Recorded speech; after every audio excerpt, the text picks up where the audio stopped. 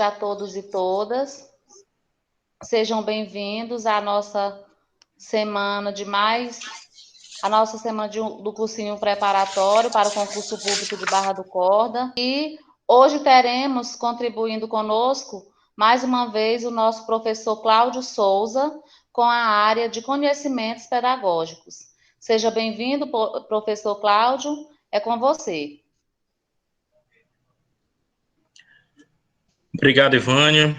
Boa noite. Boa noite a todos. Gilson, nosso amigo Cacique, aí nos bastidores.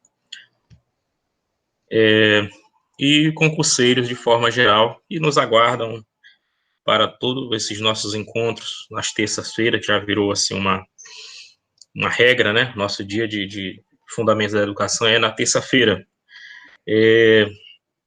Estamos aqui firmes e fortes, né? Para fazer o nosso trabalho, para cumprir a nossa missão, aquela missão que não foi determinada, esperando que os nossos concurseiros, os nossos companheiros, que são aqueles que devem estar mais interessados, também sigam nessa mesma pegada, nessa mesma ideia, né? Afinal de contas, nós devemos fazer da nossa vida, quem pretende alcançar um posto, algo a mais, né?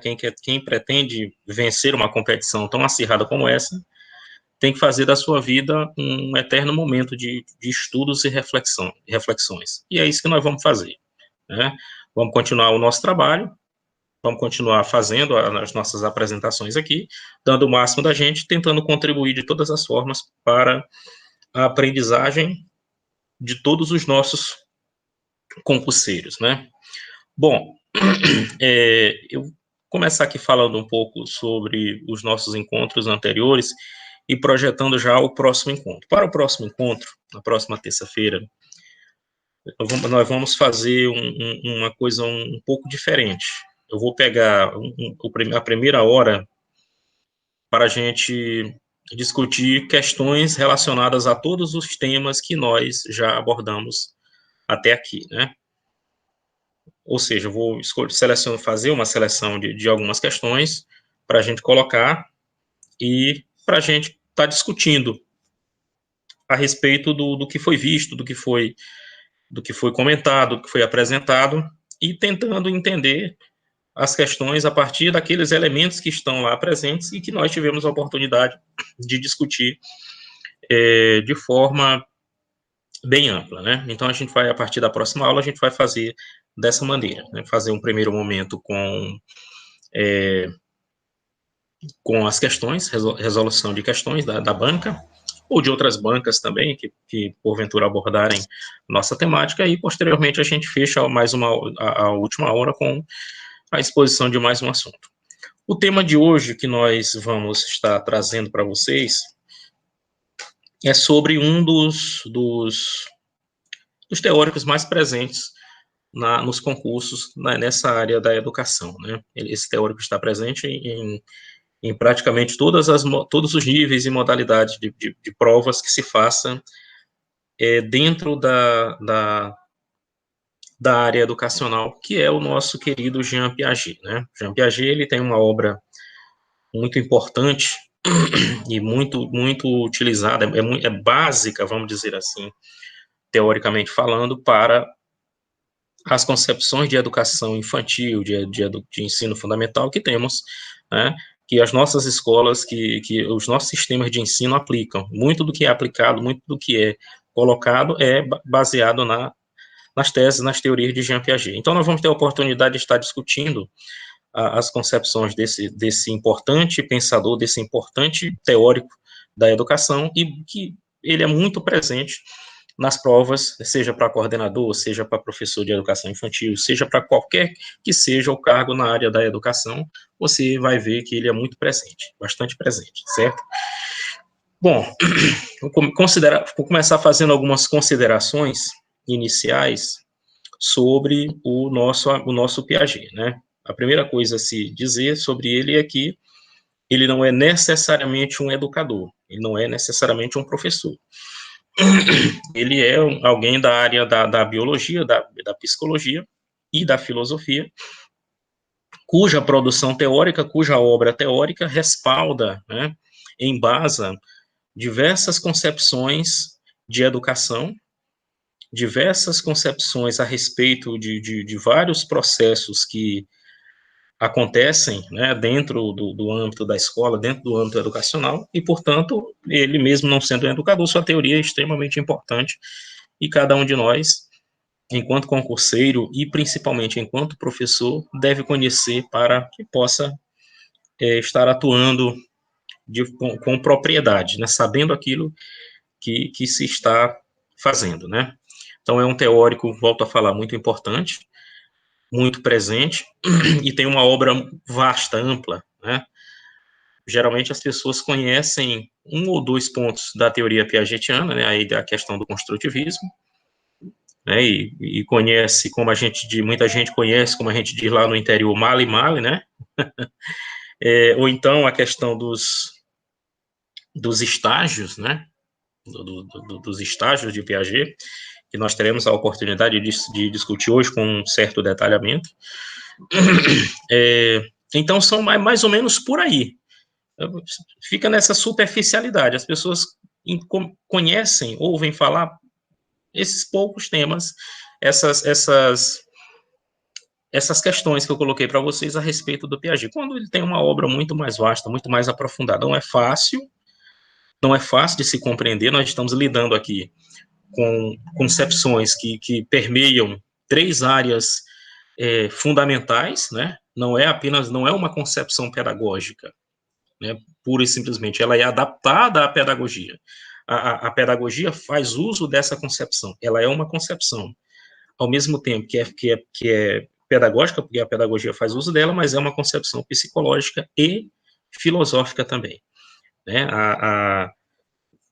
A epistemologia genética, que é como é conhecida a teoria de Piaget, é também parte de um ramo da filosofia muito importante chamado teoria do conhecimento. É uma teoria do conhecimento. Piaget se propõe a explicar como é que os processos que levam os seres humanos a produzir o conhecimento, como é que tudo isso se forma na mente do ser humano, na mente da criança, né?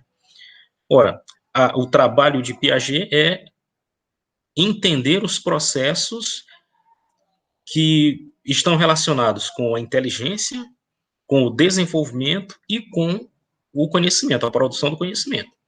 Por que sua teoria, então, é utilizada pela pedagogia? É porque ele começa a investigar as crianças, né? Como esses processos se dão a partir das primeiros contatos, das primeiras interações. Ora, se essa obra vai tentar explicar como esses processos, né, da formação do conhecimento, da inteligência, o desenvolvimento se dá na criança, então tem todo o interesse para a educação, por isso que a pedagogia lança a mão dessa teoria para embasar as suas concepções educacionais. É necessário fazer todo esse preâmbulo, toda essa compreensão, para a gente entender a importância da obra desse pensador, né?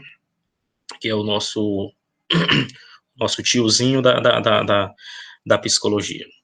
Bom, aí temos uma frase que inicia essa apresentação de slides que nós colocamos, que fala exatamente um desses fatores que eu elenquei agora há pouco, né? A inteligência é o que você usa quando não sabe o que fazer. Uma frase do Piaget, a gente vai enquadrar essa frase mais à frente num contexto de discussão que tivermos fazendo no momento oportuno. Pode avançar para a gente entrar já na obra.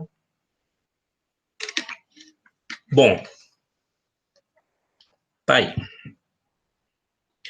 A teoria de Piaget. Iniciaremos nossa abordagem a partir dos conceitos de assimilação e acomodação, fundamentais para se compreender a teoria piagetiana. Entretanto, precisamos antes compreender o significado de esquema. O que são esquemas? São estruturas mentais ou cognitivas pelas quais os indivíduos intelectualmente se adaptam e organizam o meio. Assim sendo, os esquemas são tratados não como objetos reais, mas como conjuntos de processos dentro do sistema nervoso. Os esquemas não são observáveis, são inferidos e, portanto, são construtos hipotéticos. Bom, já tem aqui pano para muita manga nesses dois primeiros tópicos aqui, que nós temos que já começarmos a entender. Gente, é fundamental não perder o fio da meada. né? Fundamental você entender ponto a ponto, parte a parte, o que são essas considerações que ele coloca, o que é assimilação, o que é acomodação, o que é equilibração, né? O que são esquemas, né? O que são esquemas de pensamento, o que são, como se dá a produção, o surgimento desses esquemas, né? Então, tudo isso é necessário que nós entendamos do início. Eu fiz eu busquei um material bem detalhado, bem de uma forma bem mais simplificada, para que a gente possa estar entendendo. Como eu disse no início, não é fácil. É uma teoria filosófica e psicológica ao mesmo tempo. Portanto, demanda tempo e concentração e, principalmente, a capacidade de absorver essas informações, né? E que nós vamos ter que focar e ter a nossa atenção ainda mais redobrada aqui, certo? Vamos ver aqui, iniciando. Ele coloquei assim do início o seguinte: olha, nós vamos iniciar a nossa abordagem falando sobre dois conceitos fundamentais para entendermos como se dá a questão do conhecimento dentro da obra piagetiana, que é a assimilação e a acomodação, e que são temas muito presentes também abordados nas provas, né? Geralmente as pessoas confundem uma coisa com a outra, né? Às vezes é acomodação, às vezes ele fala que é assimilação e vice-versa. Então é necessário que a gente tenha atenção para a gente entender de forma clara, viu? Bom, então nós vamos começar falando desses dois conceitos. Mas antes, como ele coloca, é necessário que nós entendamos o que são esquemas, né? Esquemas mentais, esquemas de conhecimento, né? O que são as estruturas mentais, as estruturas de preparo, como também uma expressão também utilizada referindo-se à obra de Piaget. Enfim, vamos ter que entender o que são esses benditos esquemas, né? Vamos lá. Primeira coisa que nós temos que colocar na nossa mente. Primeira coisa que nós temos que colocar para a gente. Nada em Piaget, nada, absolutamente nada, é inato. Nada para ele é inato. Ou seja, o ser humano não nasceu com nada, nenhum tipo de informação, nenhum tipo de conhecimento, portanto, não podemos enquadrar a teoria piagetiana dentro daquilo que nós chamamos de inatismo, né? Que nós tivemos a oportunidade de estudar no nosso primeiro encontro. Bom, mas ele fala que existem esquemas mentais, esquemas. A criança possui esquemas. O que são esses esquemas? Ele coloca que são estruturas mentais ou cognitivas, pelas quais os indivíduos intelectualmente se adaptam e organizam o meio. Se você fizer um eletroencefalograma ou qualquer que seja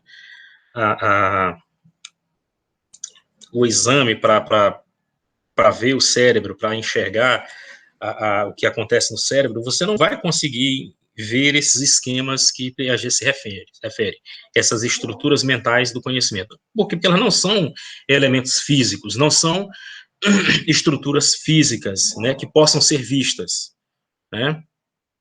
Elas não existem de forma física, né? Não é possível vê-las. Elas são processos, certo? Primeiro, nós temos que entender isso aqui. É muito importante que nós entendamos. Não é uma estrutura que está na nossa mente, no nosso cérebro, né? Não.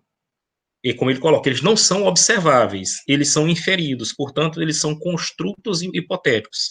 Eles são construções hipotéticas, eles não têm uma materialidade. Não é possível enxergá-los. Eles não fazem parte do nosso corpo.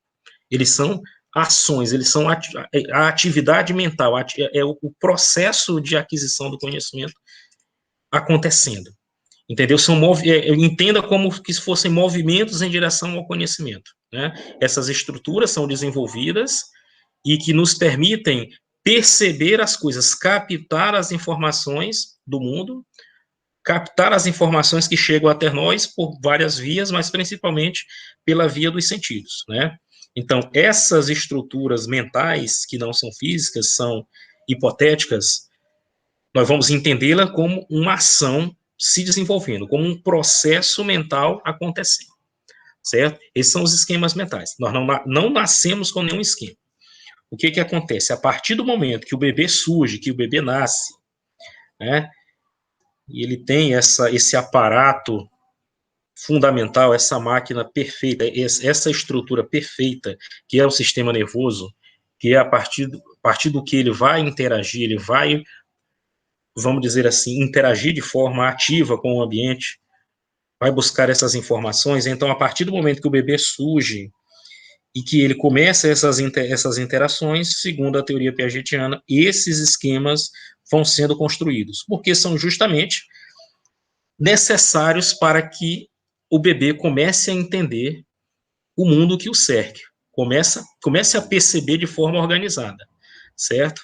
Então, essas estruturas, esses esquemas que não nascem com o aluno, porque com a criança, porque nada em Piaget é inato, vão sendo formados, vão sendo organizados na mente a partir do momento em que ele começa a interagir com o mundo que o cerca. Essas estruturas vão dar a ele a possibilidade de interpretar essas informações, claro, com o passar do tempo, essas estruturas vão ficando mais complexas, vão ficando mais preparadas, e a partir de então surge o conhecimento a partir das informações que essas estruturas vão captar e vão ser a porta de entrada para a produção do conhecimento. A gente vai ver mais à frente a gente com os exemplos, ok? Primeiro é necessário a gente entender essa ideia do esquema. Como eu disse, não é fácil, não é simples, mas nós temos que pensar dessa maneira. Não é uma estrutura física, mas é uma ação mental e que esta ação é básica para que eu possa interpretar o mundo que me cerca. As informações que vão chegar até mim, as interações que eu vou estabelecer com o mundo a partir de então. Podemos ir, Gilson, para a gente ver no próximo slide. Avançando.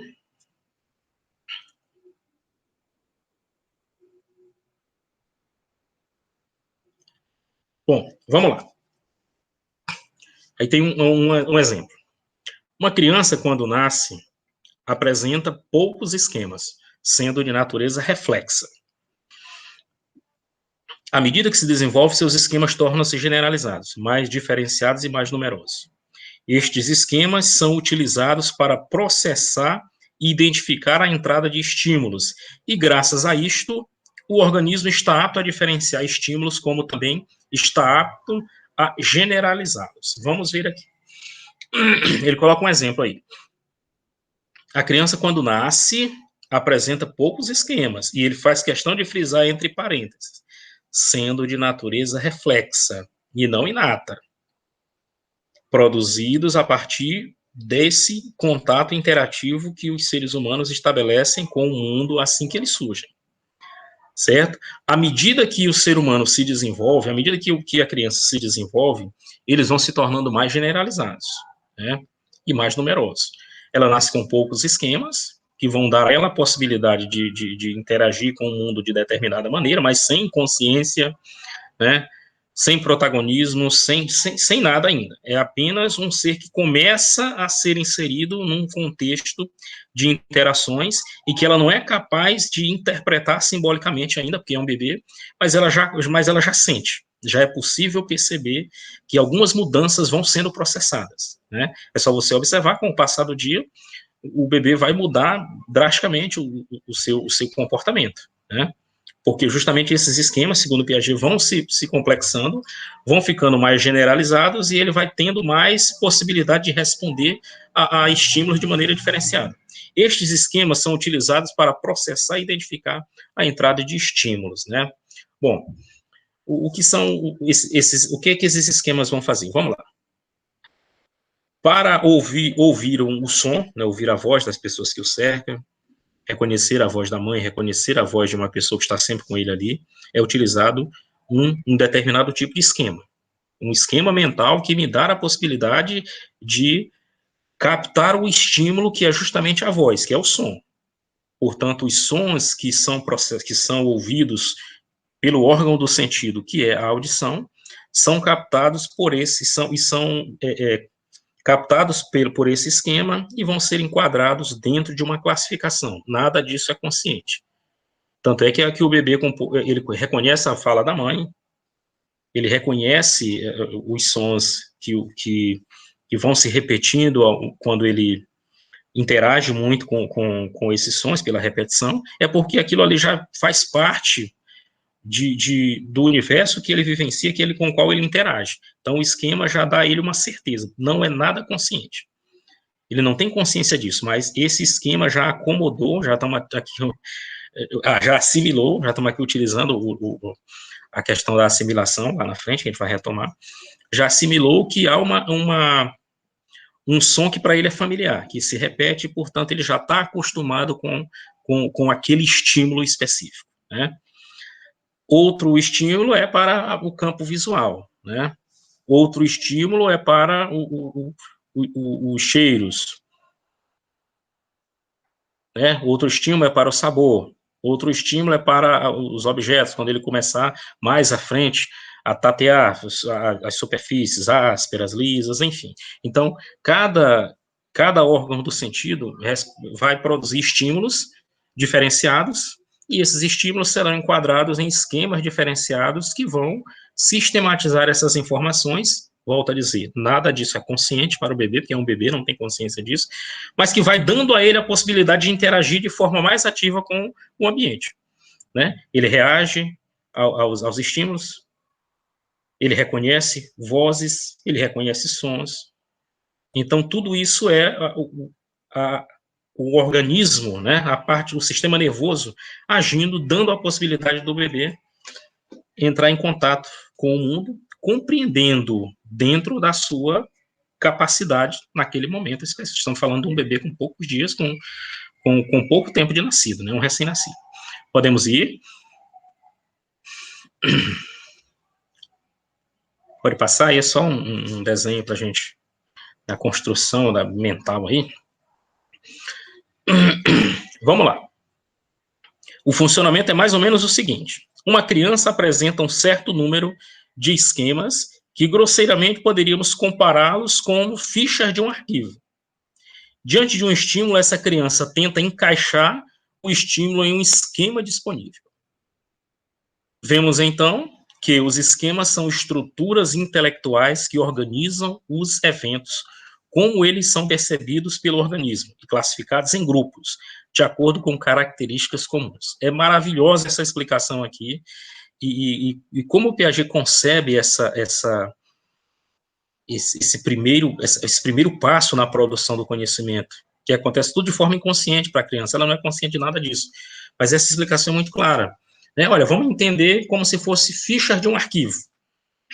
Tem um arquivo aqui, tem vários arquivos. E eu encontrei a ficha e eu quero encaixar no lugar correto. Vamos imaginar numa empresa, esse arquivo, onde é nos documentos recebidos, é nos documentos expedidos, é documentos pessoais, qual tipo de gaveta eu vou colocar essa ficha? Basta você olhar, olha, é um documento pessoal. Procurou a gaveta dos documentos pessoais, coloca o arquivo, está encaixado. E ele usa esse exemplo. Quando o bebê recebe um estímulo, ele vai tentar encaixar esse estímulo que ele recebeu nos esquemas que ele já tem, né? Pode ser de vozes, de sons conhecidos, familiares, com os quais ele já está familiarizado. Rostos, superfícies que ele já visualiza e já fazem parte das suas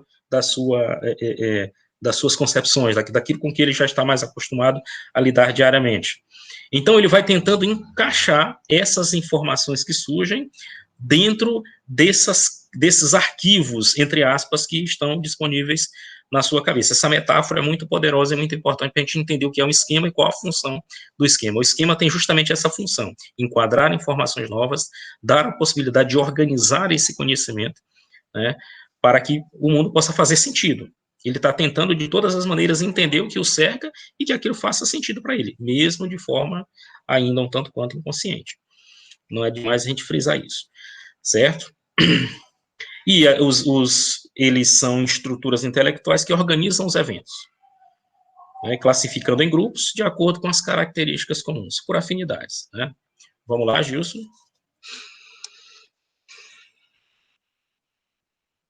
Bom, aí nós entramos aqui já na parte da assimilação e acomodação. Muito bem, então nós vimos o que é um esquema, como funciona, para que serve, qual a finalidade, né? É uma ferramenta com a qual as crianças vão interagindo, organizando as informações sobre o mundo, à sua maneira, dentro do seu nível ainda, claro. E aí vamos ver agora esse termo assimilação. O que é assimilação? A assimilação é o processo cognitivo pelo qual uma pessoa integra ou classifica um novo dado perceptual, motor ou conceitual a estruturas cognitivas prévias. Ou seja, quando a criança tem novas experiências, vendo coisas novas ou ouvindo coisas novas, ela tenta adaptar esses novos estímulos às estruturas cognitivas que já possui. Isso significa que a criança tenta continuamente adaptar os novos estímulos aos esquemas que ela possui até aquele momento. Não podemos esquecer, quanto mais velho, quanto mais maduro a criança, mais esquemas ela tem, ela possui. Quanto mais interações, mais esquemas ela possui. Então, ela tem esquemas disponíveis na mente, onde as informações, os estímulos, as informações novas, os estímulos novos que vão surgindo, ela vai tentando encaixar para que aquilo faça sentido. O ser humano está classificando o tempo inteiro, a criança está classificando o tempo inteiro, né? Imagine que essa criança tem contato, é um exemplo que tem lá na frente, eu já vou antecipar. Essa criança tem contato com um animal de estimação em casa que é um gato, né? Então, já a criança não é mais aquele bebê, já estamos numa fase mais avançada, né? Criança já começando a engatear, já começando a andar, já falando, né, já tendo essas primeiras, já entrando mais ou menos numa idade onde a inteligência está, os processos mentais estão mais avançados, claro. Então, imagine que tem um gato nessa casa, e ela nunca viu outro animal, né? Ela nunca viu outro animal. Ela olha e observa as características do gato, é um quadrúpede, tem uma cor amarronzada, diferenciada, tem um rabo, anda de 4 patas, tem tudo aquilo que um gato tem. Ok. Um belo dia ela é apresentada a um cachorro. Ela nunca viu. Ela só tem o contato com o gato, ela só viu o gato. Um belo dia ela vê um cachorro. Ela vai tentar enquadrar. Quando ela vê aquele bicho diferente do gato que ela tem em casa, ela vai achar um tanto quanto estranho. Bom, isso aqui o que é um gato? Claro que ela não vai pensar assim, eu que estou dizendo, mas é como se ela tivesse sentindo a seguinte sensação. Bom, isso aqui é o quê? Isso aqui é um gato? Ela vai tentar enquadrar o cachorro no esquema que ela já tem de gato. Vai tentar colocar ele ali, né? Porque ela ainda não percebe a diferenciação da questão dos tamanhos, a dimensão, largura, ela não tem essa noção de espacialidade ainda, e o esquema que ela tem, o que ela conhece é gato. Então, para ela, mesmo que seja uma vaca, ela vai tentar enquadrar no esquema do gato, né? Certo? Então, o esquema mental que ela tem, que encaixou o gato perfeitamente, que alguém disse, foi obrigado um adulto dizer, claro, olha, é o gato. Ela ouviu os adultos falando sempre, é o gato, o gatinho e tal, e ela vai crescendo, ouvindo, se familiarizando, e aquilo vai fazendo sentido para ela. Quando ela vê um animal diferente, ela vai tentar enquadrar dentro dessa classificação, desse esquema que foi montado, mental que ela já tem, que foi desenvolvido, certo? Mas ela vai perceber que alguma coisa não bate aí. Ela vai perceber que alguma coisa não bate, porque não esqueçamos, a mente é ativa, o cérebro é ativo, ele percebe as diferenciações. Nós vimos no slide anterior que ela vai enquadrar, que a criança enquadra os objetos, os estímulos novos, de acordo com a similaridade, né, com as semelhanças que há entre os objetos, né? Mas ele vai perceber que mesmo tendo algumas coisas em comum, né, 4 patas, uma cor diferenciada, uma cauda, né, e um tamanho não tão diferente, não tão distante, vamos dizer assim, tamanho de um cachorro com um gato, claro, dependendo do tamanho do cachorro e do gato também, né, mas ela vai tentar enquadrar dentro desse esquema que ela já tem. Agora, imagine se o cachorro late, e ela já ouviu o som emitido pelo gato. É uma outra diferenciação, um outro problema que ela vai ter para encaixar esse som, essa voz, vamos dizer assim, desse animal, que não é a mesma voz que ela conhece, não é o mesmo som que ela conhece. Então já será um outro motivo para ela ter dificuldades nesse encaixe. Mas o esquema pode ser ampliado, ou então a compreensão dela pode ser ampliada, que a gente vai ver mais à frente daqui a pouco, certo? Vai indo aí, Gilson, para a gente ver mais. Por exemplo, imaginemos que uma criança está aprendendo, está aqui o exemplo que eu dei, né? Reconhecer animais, e até o momento o único animal que ela conhece tem organizado sistematicamente é o cachorro. Podemos dizer que a criança possui em sua estrutura cognitiva um esquema de cachorro. Pois bem, quando apresentada a esta criança um outro animal que possua alguma semelhança, como um cavalo, ela terá também como cachorro. Marrom, quadrúpede, um rabo, pescoço, nariz molhado, etc. Pode ir passando. Aí tem a figura, né? Vê o gato chamou de cachorro. Notadamente, ocorre neste caso um processo de assimilação, ou seja, a similaridade entre o cavalo e o cachorro, apesar da diferença de tamanho, fez com que um cavalo passe por cachorro em função da proximidade dos estímulos e de pouca variedade e qualidade dos esquemas acumulados pela criança até o momento, apesar do tamanho, né? Então, vamos lá. Houve uma assimilação. Isso é uma assimilação. Ela assimilou um elemento novo, um estímulo novo, um objeto novo que se apresentou a ela assimilou a um esquema que ela já tinha, a um esquema que ela já possuía. Ela assimilou ou tentou assimilar. Ela assimilou uma informação nova ao esquema mental que ela já tinha desenvolvido anteriormente. Como ela desenvolveu esse esquema anteriormente, ela já conhecia o animal, que no exemplo aqui é o cachorro. Ela já tinha ela já tinha visto, provavelmente em casa alguém tinha falado para ela que era um cachorro, ela viu as pessoas chamando de cachorro, falando, e ela foi assimilando aquelas informações, aquilo foi fazendo sentido para ela. Quando surge um outro animal, ela tenta assimilar ao esquema que ela já tem, certo? Então, isso é que é a assimilação. É quando você tenta assimilar elementos novos, tenta encaixar elementos novos, informações novas, estímulos novos a esquemas mentais que você já tem, que você já conhece. Nem sempre essa assimilação é possível, né? Nem sempre essa assimilação vai ser possível. A mente dela, nesse sentido, trabalhou a partir da classificação. Ela classificou. Ela observou elementos característicos comuns, similaridades mais do que diferenças, e ela disse, olha, não tem problema algum se é maior, se é menor, se tem uma voz diferente, um som emitido diferente, é um cachorro e acabou. Vamos para frente para ver se é isso mesmo, o que acontece.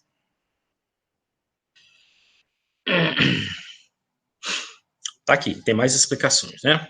A diferenciação do cavalo para o cachorro deverá ocorrer por um processo chamado de acomodação. Vamos lá. Quando não é possível, quando ela percebe que há alguma coisa estranha no ar, quando a assimilação não é tranquila para ela, quando ela não consegue, não, mas não é gato, não é, é outra coisa, o que está acontecendo? Não é, o gato é um tamanho diferente, é uma cor diferente, é um som emitido diferente, né? E não são parecidas, é um rosto diferente, então veja só, a diferenciação, quando essa diferenciação se materializa e a criança a identifica e sabe que não pode enquadrar gato com cachorro, nem cavalo com cachorro, o que acontece? Vai acontecer um outro processo, que a gente diz que é a acomodação, que é justamente o ponto contrário, é quando você tem que fazer com que o seu esquema se amplie, a sua percepção, ou então a criança tem que criar um outro esquema para acomodar o elemento novo que surgiu. Vamos ver aqui. Ou seja, a criança apontará para o cavalo e dirá, cachorro. Neste momento, um adulto intervém e corrige. Não, aquilo é um cachorro, não é um cachorro. É um cavalo. Vejam que a interferência do adulto, que é alguém que já conhece, que já sabe, que já tem os esquemas desenvolvidos, mais do que a criança. Não se esqueça, quanto mais maduro, quanto mais velho ficamos, mais esquemas mentais possuímos, até uma certa idade, porque tem uma certa idade que vai diminuindo também, mas a gente não vai falar disso agora, porque a teoria de Piaget que nos interessa é só até os 14, 15 anos de idade. Enfim, vamos voltar para cá. Então, veja só. Ele vai dizer, aquilo é um cachorro, aquilo é um cachorro. Alguém vai dizer, é necessário que o adulto intervenha e diga, não, aquilo não é um cachorro, aquilo é um cavalo. Vejam, surge uma nova palavra, uma nova conceituação e, portanto, um novo objeto diferente e que não dá para enquadrar dentro do esquema do cachorro que ela já tem. Lembre-se, a gaveta dos arquivos. Não cabe esse arquivo, essa ficha, dentro da gaveta do cachorro. É obrigado a criar uma outra gaveta do cavalo para caber essa ficha, essa informação. Né? O exemplo da ficha do arquivo que ele citou agora há pouco. Quando corrigida, definindo que se trata de um cavalo e não mais de um cachorro, a criança então acomodará aquele estímulo e uma nova estrutura cognitiva, criando assim um novo esquema. Esta criança tem agora um esquema para o conceito de cachorro e outro para o conceito de cavalo. Perfeito. É isso aqui, certo? Uma vez corrigido o erro, o engano, que não deve ser considerado um erro negativo aqui nesse momento, aí entra aquela ideia do erro positivo, do erro que a escola, né, isso aqui no processo já entrando a escola, né, aproveitando-se da teoria de Piaget, vai trabalhar muito bem isso, né, foi um erro, mas é um erro que vai ser corrigido e vai ser ampliado o esquema de percepção da criança, né. Então, quando o adulto, quando a pessoa que já é proficiente intervém e diz, não é um cachorro, é um cavalo. Automaticamente, para ela ali, a coisa começa a fazer sentido, a mente começa a trabalhar, e ela já, então é um cavalo. Então, o que é um cavalo? É diferente do cachorro. A mente vai produzir essa classificação. Então, para Piaget, surgem os esquemas que enquadrarão esse cachorro. E aí, mais à frente, amadurecendo mais a coisa, complicando um pouco mais a coisa, o esquema ele não vai ficar pura e simplesmente um esquema para incorporar um novo animal, entendeu? Esse cachorro é um poodle, é um fila, é um pastor alemão, é um vira-lata, isso aí já é uma outra história. Isso aí já é um processo de modificação, de ampliação do próprio esquema, né? E que nós veremos também, e que é importante nessa complexidade, que o conhecimento vai ficando mais complexo, né? Essa complexidade de classificação, de enquadramento, é a complexidade que os esquemas mentais também terão que apresentar, certo? Então, o adulto intervém, cria-se um novo esquema, né? Não trata-se de um cavalo, de um cachorro, trata-se de um cavalo. E agora ela tem dois esquemas mentais. Onde ela vai acomodar as informações relativas a esse animal, outro, onde ela vai acomodar as informações relativas àquele outro animal. Quando ela tiver o contato com um terceiro animal, um quarto animal, um quinto animal, aí ela vai enquadrar cada animal no seu devido esquema. Mais à frente, quando ela tiver um outro estágio, quando ela tiver que enquadrar animais por semelhança, quem é mamífero, quem é réptil, quem é pássaro, né, quem é anfíbio, ele já são outros, os esquemas já passarão por outras complexificações, mas isso é uma outra história para um outro momento. Vamos para frente. Vai lá, Gilson.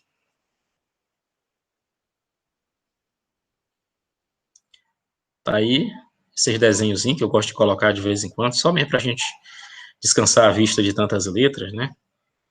Sentidos, inteligência, cognição, desenvolvimento motor. A criança, tudo isso, faz tudo isso, né? E tudo isso está presente nas ações desenvolvidas por essa criança, que a partir de então, a partir dessas interações, vai construindo a sua inteligência e vai produzindo o seu conhecimento. Podemos ir, Gilson.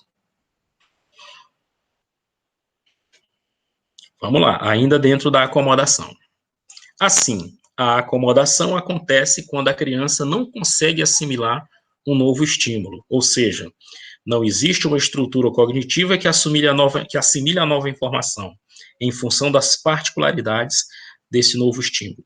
Diante deste impasse, restam apenas duas saídas: criar um novo esquema ou modificar um esquema existente. Ambas as ações resultam em uma mudança na estrutura cognitiva. Ocorrida a acomodação, a criança pode tentar assimilar o estímulo novamente. E uma vez modificada a estrutura cognitiva, o estímulo é prontamente assimilado, certo? Então, vamos aqui para essa diferenciação, que é o que vai nos interessar a nível de prova, né? Se cai lá, na nossa prova, a assimilação e a acomodação, como é que eu vou ter a condição de identificar? Pode vir um texto, né? Ele pode colocar uma história, né? Sobre na escola, um aprendizado novo, uma informação, ele pode colocar um bebê, ele pode colocar de qualquer maneira. Ou ele pode trazer a pergunta teórica diretamente. Como é que eu vou poder diferenciar isso? Nós vamos ter que ter em mente sempre isso. Assimilar é adaptar a um esquema que você já tem as informações novas. Quando couber a informação, quando for possível adaptar, quando for possível fazer com que aquele novo estímulo, aquele novo ser que você está vendo, ou aquela nova informação que você está recebendo, se encaixe perfeitamente no esquema que você tem, ou que mesmo que dê um pouco de trabalho, mas encaixe, nós temos uma assimilação. Quando é necessário que haja uma mudança, ou no esquema que eu tenho ampliando, ou mesmo é necessária a criação de um outro esquema, nós temos uma acomodação, certo? A acomodação, portanto, é quando você precisa processar uma mudança na estrutura cognitiva para assimilar novos estímulos e novas informações. É isso que nós temos que ter em mente sempre, porque qualquer que seja o questionamento que venha dentro dessa teoria da assimilação e da acomodação, se você estiver seguro dessas duas informações básicas, o resto você consegue identificar a partir da leitura coerente que você vai fazer. É claro, para isso é necessário que você tenha familiaridade com a teoria. Saber só o que é assimilação e acomodação, pura e simplesmente, também não vai funcionar. Você tem que ter uma certa similaridade, você tem que ter uma certa prática nessa leitura, para você fazer com que essas informações façam sentido para você, para que você possa lembrar na hora que o texto aparecer, e você, eu li sobre isso, eu lembro do professor ter falado sobre isso, e eu lembro de eu ter feito o aprofundamento, então isso aqui está tranquilo para mim, e aí você consegue, né, com o esforço que sempre é necessário. Vamos lá, Gilson? Quando se fala que não existe assimilação sem acomodação, significa que a assimilação de um novo dado perceptual, motor ou conceitual, se dará primeiramente em esquemas já existentes, ou seja, acomodados em fases anteriores. E quando se fala que não existem acomodações sem assimilação, significa que um dado perceptual, motor ou conceitual, é acomodado perante a sua assimilação no sistema cognitivo existente, né? Então, não é possível falar de dessas estruturas sem a outra, né? Não é possível falar de assimilação sem você falar de acomodação, né? Se não existe assimilação sem que antes não tenha acontecido um processo de acomodação. Para você assimilar um elemento novo, foi necessário que o esquema ao qual você está assimilando esse elemento novo tenha acomodado a informação, né, pré-existente a essa assimilação que você fez. Então, foi necessário que esse esquema mental que você está utilizando tenha feito um processo de acomodação com outra informação que ele recebeu anteriormente e vice-versa. Certo? Então, são processos que estão presentes, um não exclui o outro. São processos que estão ali em complementaridade. Outra coisa muito importante que nós não podemos deixar de falar sobre os esquemas mentais, né, é que eles se modificam. Eles vão do simples para o complexo, certo? Eles vão passando por alterações, por modificações. A partir do momento que vai acontecendo o amadurecimento orgânico, que vai acontecendo o amadurecimento da inteligência, né, o desenvolvimento da inteligência, os esquemas vão se ficando mais complexos, vão sofrendo modificações, certo? Então, e eles não desaparecem. O fato de você acomodar uma nova informação não faz com que aquele esquema vá desaparecer. Ele pode ficar mais complexo, certo? Ele vai se ficando mais complexo. Porém, há essa linha progressiva de evolução, de mudança, sempre para a possibilidade de aumentar a capacidade de assimilar novas informações, né? Também nós temos que ter cuidado com uma outra questão importante, para a gente não confundir, né? Os esquemas, eles têm que manter uma certa coerência, a mente mantém uma certa coerência na quantidade de esquemas mentais que temos, né? Não podemos ter poucos esquemas para assimilar muita informação, mas também não podemos ter para cada informação nova um novo esquema, porque a nossa capacidade mental não daria conta disso. Mais à frente a gente vai retomar essa discussão para a gente entender por que não podem nem ser poucos e nem ser muitos, né? Ao exagero, a quantidade de esquemas. A gente vai entender por que Piaget identifica essa necessidade. Vamos lá.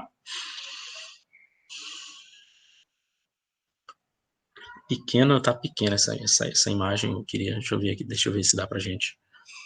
Né, que tem justamente, é um gráfico muito interessante que eu encontrei, né, que fala justamente desses processos, do processo de assimilação e acomodação. Tá aí o sujeito, no primeiro tópico, a assimilação, o objeto, a seta vai do objeto para o sujeito. Quando o sujeito consegue adaptar o objeto novo à sua estrutura mental que ele já tem, o esquema que ele já tem. No outro lado, a seta vai do indivíduo para o objeto, né? A mudança, no caso, foi na mente.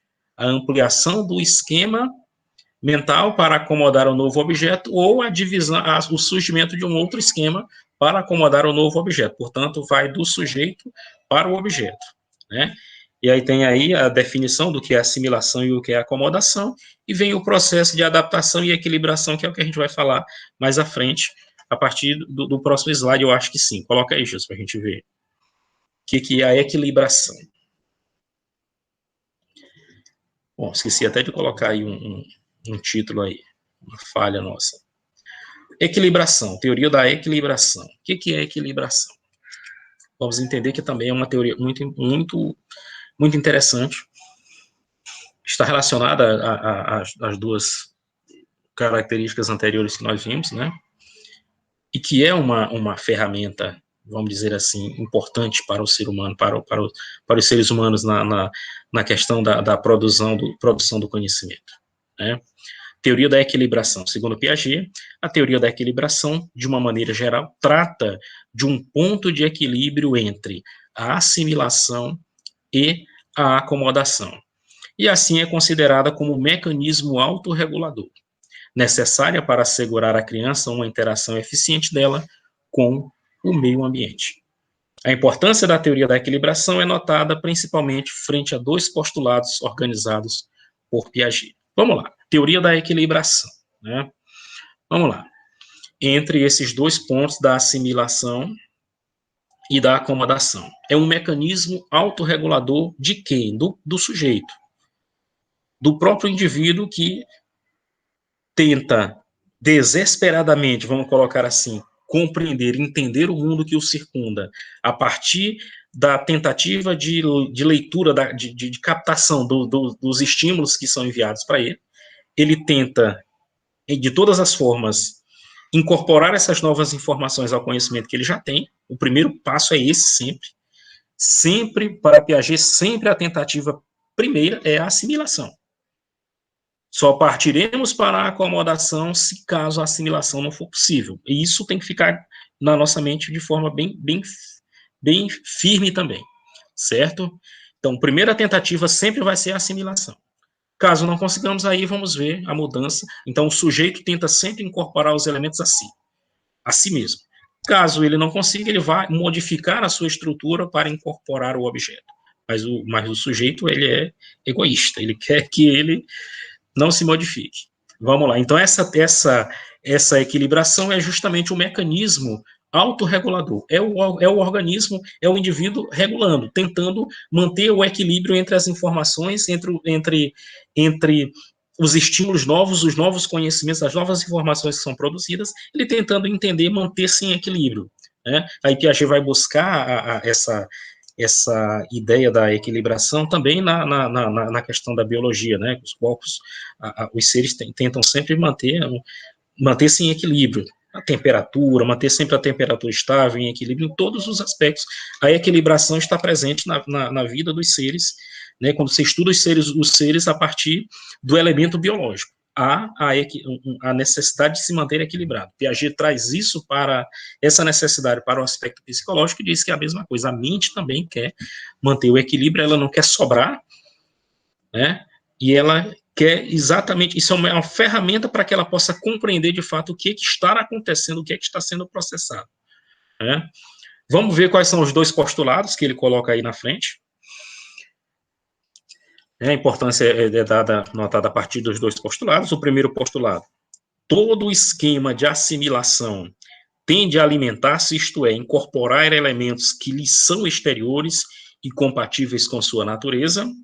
E o segundo postulado: todo esquema de assimilação é obrigado a se acomodar aos elementos que assimila, isto é, a se modificar em função de suas particularidades, mas sem com isso perder sua continuidade nem seus poderes anteriores de assimilação. Gente, isso aqui é incrível, como ele concebe essa teoria, né, do conhecimento, e como ele presta atenção nos detalhamentos, né, como ele tenta explicar detalhadamente, como ele tenta dar a exata noção do que está acontecendo, do que acontece quando o ser humano busca o conhecimento, a inteligência, né, incorporando esses novos elementos aos esquemas pré-existentes. O primeiro postulado é bem simples, bem claro, né? A assimilação, todo esquema de assimilação tende a se alimentar. Ou seja, se alimentar como? Incorporando novos elementos exteriores e que sejam compatíveis com a sua natureza, né? A mente humana é curiosa, é ativa, está em movimento, está sempre querendo buscar aprender e aumentar o seu nível de informação.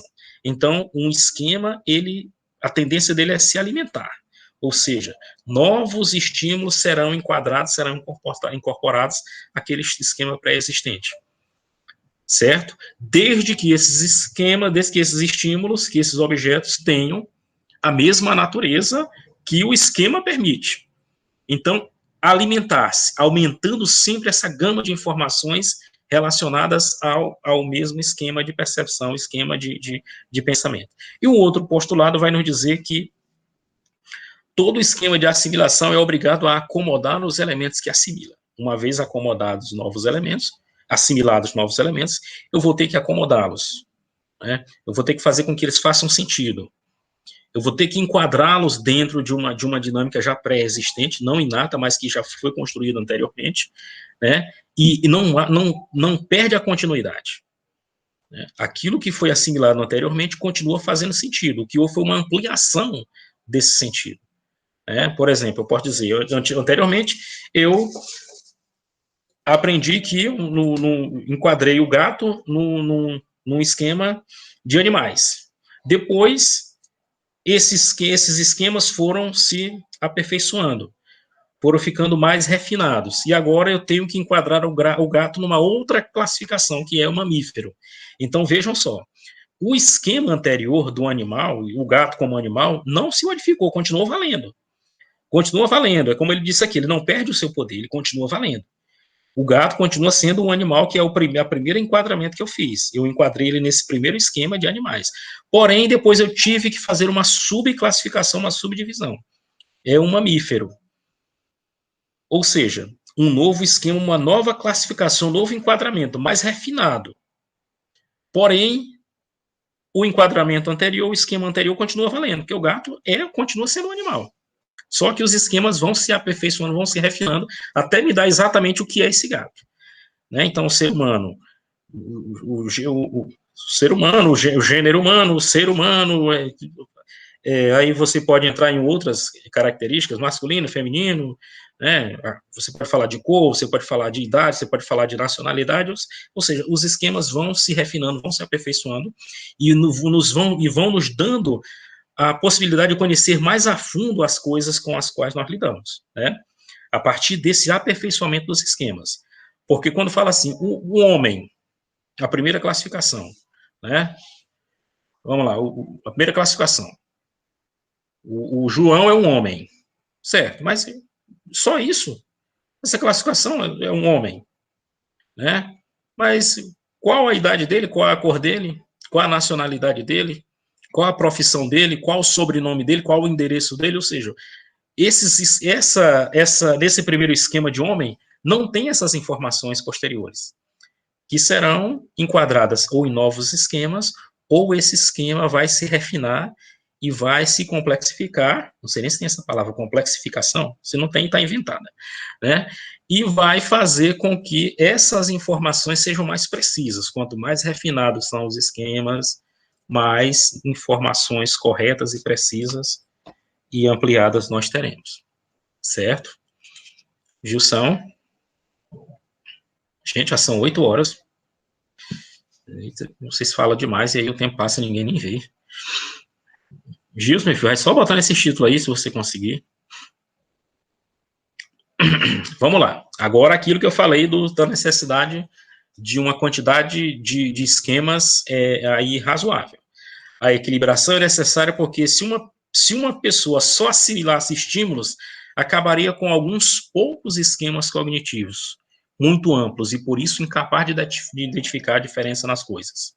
O contrário também é nocivo, pois se uma pessoa só acomodasse estímulos, acabaria com uma grande quantidade de esquemas cognitivos, porém muito pequenos, acarretando uma taxa de generalização tão baixa que a maioria das coisas seriam vistas sempre como diferentes, mesmo pertencendo à mesma classe. Vejam só, se eu tenho poucos esquemas mentais para enquadrar a diversidade gigante de objetos e elementos que eu tenho no mundo, eu vou conseguir enquadrá-los, porém eu não vou conseguir tipificá-los de forma correta e não vai haver diferenças entre eles. Porque são poucos esquemas, eu não vou conseguir colocar diferenciações nas coisas. Daqui a pouco eu vou estar. Aí tem até um exemplo muito interessante, eu não sei se eu li esse exemplo, se vai estar aqui no slide, quando a criança, por exemplo, vai falar sobre os seres vivos. Ah, os seres vivos. É um esquema. E ela vai, e a professora diz: olha, as árvores são seres vivos também. E ela, árvore é ser vivo? E ela vai tentar, meu Deus, mas os animais, um cavalo, por exemplo, ele caminha, né, ele anda, ele se movimenta, e a árvore não se movimenta? Ah, não, mas a árvore mexe as folhas também, deve ser isso. Então ela tenta enquadrar os animais, né, como um cavalo e uma árvore no mesmo esquema, no mesmo conjunto de animais, apelando para a semelhança dos movimentos. E aí ela consegue, mas percebe-se que isso é um erro, né? E aí vem mais uma vez a necessidade do adulto interferir, né, e dizer o correto. Olha, não, a árvore é um animal, tá, mas ela não se movimenta. Um animal, meu Deus do céu, a árvore é um ser vivo, mas ela não se movimenta, certo? Mas ela tem outras características que os animais que se movimentam têm. Então, é necessário que o adulto faça essa interferência para que o esquema seja criado e que a nova informação seja incorporada. Gente, é por isso que o professor tem que ser o protagonista na sala, não no sentido de ditar regra, mas que ele deve propiciar essas interações positivas. O professor tem que saber o que está falando, tem que propiciar esses momentos de interação positiva, tem que interferir no momento correto, né? Mas o que tem de professor que não tem esquemas mentais suficientes para fazer isso não está no gibi, né? Vamos para frente, isso não é da nossa conta. O professor daí que se vire com ele que é o secretário de Educação. Bora para frente aí, pode avançar, Gilson.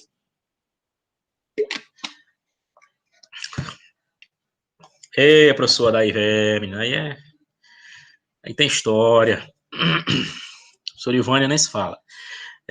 Vamos lá, estamos chegando no intervalo jazinho, vamos só falar aqui terminar aqui dessa equilibração aqui, e aí nós vamos para o intervalo, acho que tem, né? Vamos lá. Equilibração. Piaget pressupôs que no processo de adaptação, a criança está se empenhando por coerência, por ficar em equilíbrio e por ter uma compreensão do mundo que faça sentido para ela. Ela opera criando modelos ou teorias coerentes, consistentes internamente. A criança opera criando teorias, mas não é as teorias de Albert Einstein, de Isaac Newton, né? de Immanuel Kant, não, são teorias da compreensão do mundo para ela, né, o sentido que o mundo faz para ela. Ela cria modelos, o que é uma teoria? Um modelo explicativo da realidade. A criança cria suas teorias, seus modelos explicativos. O processo de equilibração, ela tentando se equilibrar, ela tentando fazer com que o mundo faça sentido para ela tentando enquadrar novos estímulos a esquemas já existentes, ampliando os esquemas que ela já tem, descobrindo novas possibilidades, tudo isso aqui. Quando a criança está aprendendo a ler, quando você ensina, por isso é que a questão tem que ser do complexo para o simples. Não é nem não, deve ser o complexo e o simples ao mesmo tempo. Não é do simples para o complexo, nem do complexo para o simples. Tem que ser abordado tudo ao mesmo tempo. Né? Tem que ser abordado dentro dessa perspectiva aqui de Piaget, de Vygotsky, de Emília Ferreiro, que é essa possibilidade de você excluir a simplificação, porque vai gerar problema para a criança. Por exemplo, a criança aprende aquela decodificação, B-A-B-A, L-A-Lá, bala, B-O-Bo, L-O-Ló, bola. Olha, já está lendo, bola. Aí vem T-R-A-V-E. Aí ele trave, mas ele não consegue.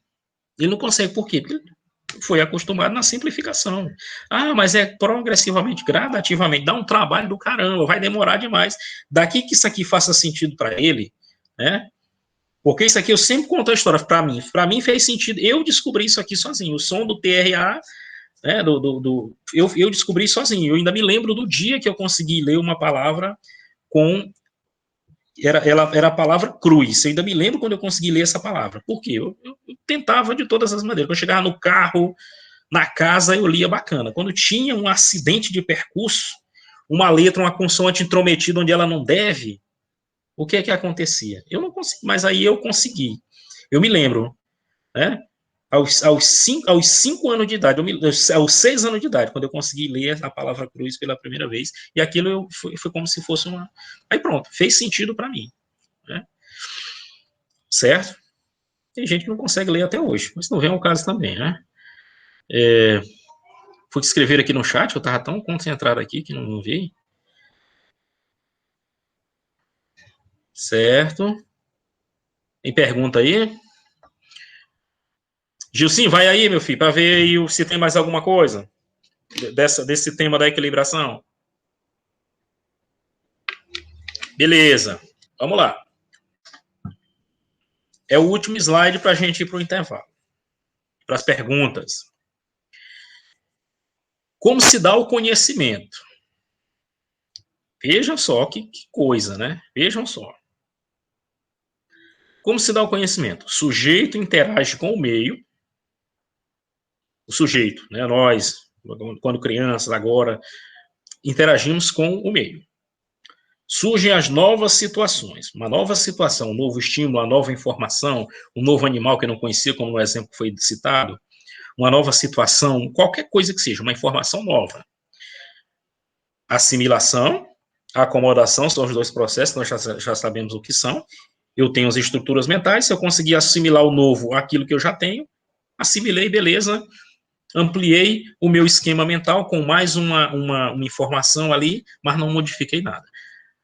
É uma informação diferenciada, não tem similaridade às características desse estímulo com os estímulos que eu já tenho lá no meu esquema mental, é necessário acomodar, criar um outro esquema mental ou então ampliar aquele que eu já tenho. Então vem a acomodação.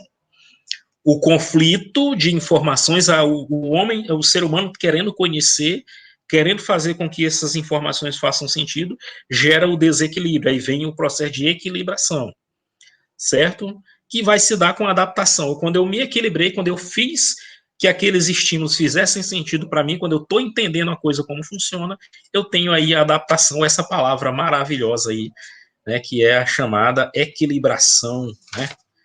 A equilibração majorante, né?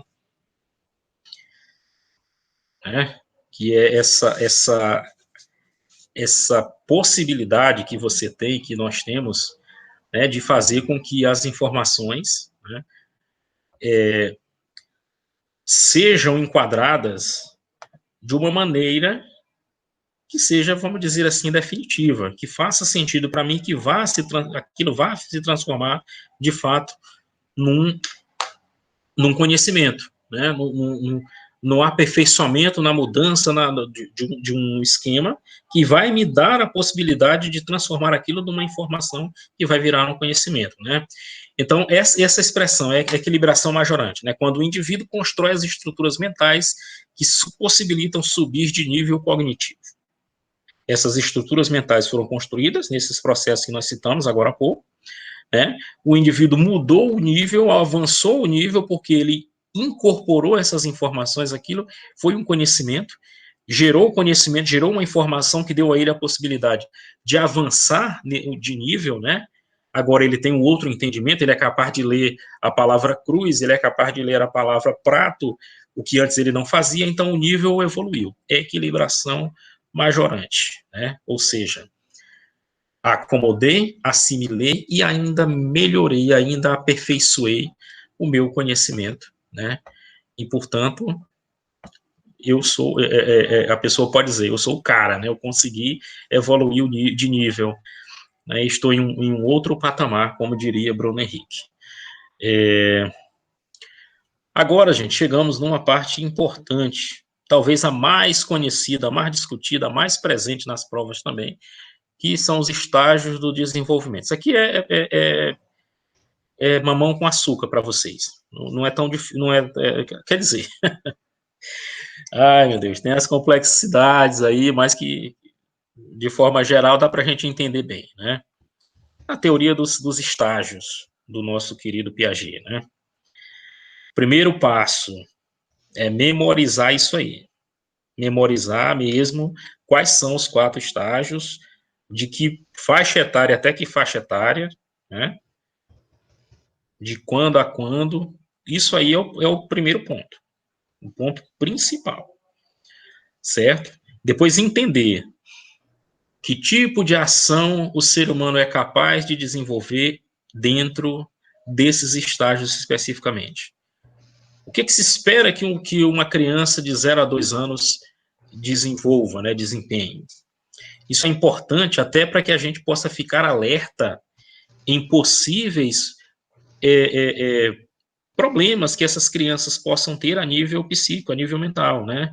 Por exemplo, se eu conheço a teoria de Piaget e sei que no período de 0 a 2 anos, no estágio que ele se enquadra chamado sensório-motor, que se espera que ele desenvolva esse e aquele comportamento. Se ele não está desenvolvendo, pode ser um sinal de alerta para que alguma coisa na mente, na psique dele não está bem. Então, é necessário, e aí, claro que o professor não é psicólogo, o professor não é médico para dar diagnóstico, né, como eu vi um caso uma vez, num relato, né, no Proformação, no Proformação não, no PENAI, que a gente ouvia relato de todo jeito, quando a professora, a mãe do menino preocupado com o menino estava, não, esse menino teu é autista, não pode levar que é autista, esse menino teu é, quer dizer, um professor, uma loucura, faz um comentário desse, é uma loucura sem tamanho, né? Quais são as condições técnicas que um professor tem de proferir um diagnóstico de autismo para um aluno? Esse menino é hiperativo, esse menino é danado demais, não tem ele é doente, esse menino. Quer dizer, então, é uma situação que é até constrangedora, e é triste, o filho pode ser o que for, o pai nenhum quer ouvir que o filho, até isso você tem que saber falar, né?